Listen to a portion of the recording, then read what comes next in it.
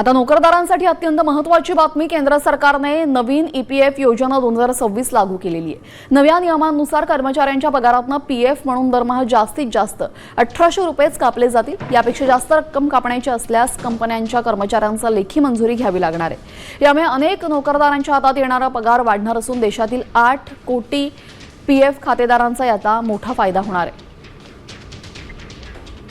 तर नवीन नियमानुसार ईपीएफ मध्ये नेमके काय मुख्य बदल आकारले जाणार आहेत पाहूयात. पीएफ कपात आता 15,000 रुपयांच्या मर्यादेशी जोडण्यात आलेली आहे. कंपन्यांना केवळ 1800 रुपये कपात बंधनकारक आहे. 15,000पेक्षा जास्त पगारावर कपात ऐच्छिक असेल.